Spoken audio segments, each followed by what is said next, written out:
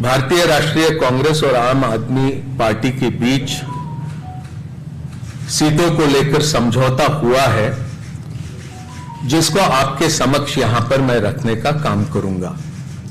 मुझे खुशी है कि दो महत्वपूर्ण राजनीतिक दल इंडिया गठबंधन के आने वाला लोकसभा चुनाव का पूरा जिम्मा एक साथ संभालेंगे और जिस तरह की परिस्थितियां आज मुल्क में बनी है, जो चुनौतियां हमारे लोकतंत्र और हमारे संविधान के सामने बनी है, उनका मुकाबला करने के लिए इंडिया गठबंधन पूरी तरह से सशक्त तरीके से उसका मुकाबला करने के लिए तैयार है। और उसी कड़ी में आम आदमी पार्टी और कांग्रेस पार्टी का सीटों को लेकर समझौता हुआ।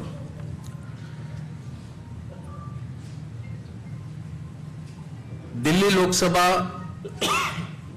में 7 सीटें हैं। आम आदमी पार्टी 4 पे लड़ेगी। वो 4 सीटें नई दिल्ली, वेस्ट दिल्ली, साउथ दिल्ली और ईस्ट दिल्ली। कांग्रेस पार्टी 3 सीटों पर दिल्ली में चुनाव लड़ेगी, चांदनी चौक, नॉर्थ ईस्ट और नॉर्थ वेस्ट। गुजरात में 26 लोकसभा सीटें हैं, 24 पर कांग्रेस लड़ेगी, 2 सीटों पर आम आदमी पार्टी के प्रत्याशी रहेंगे। भरूच लोकसभा और भावनगर लोकसभा की ये सीटें होगी। हरियाणा में 10 लोकसभा सीटों में से 9 सीटों पर भारतीय राष्ट्रीय कांग्रेस लड़ेगी और 1 सीट जो कुरुक्षेत्र की है, वहां पर आम आदमी पार्टी के प्रत्याशी लड़ेंगे। चंडीगढ़ को लेकर लंबी चर्चा हुई, लेकिन आखिरी में यह तय किया गया कि चंडीगढ़ में भारतीय राष्ट्रीय कांग्रेस के प्रत्याशी चुनाव लड़ेंगे।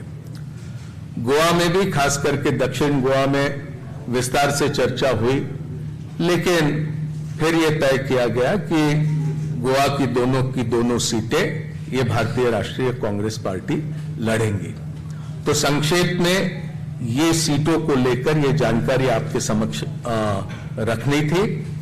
ये संभव है, 2 अलग अलग राजनीतिक दल हम होने की वजह से अलग अलग चुनाव चिन्हों पर हम ये चुनाव लड़ेंगे, लेकिन हमारी जिम्मेदारी रहेगी कि दिल्ली में कांग्रेस पार्टी 3 पर प्रत्याशी रखने के बाद भी 7 पर हम किस तरह से कामयाब हो सकते हैं, उस दिशा में हमारा प्रयास रहेगा और हमारे तमाम कार्यकर्ता और नेता उस दिशा में प्रयास करेंगे।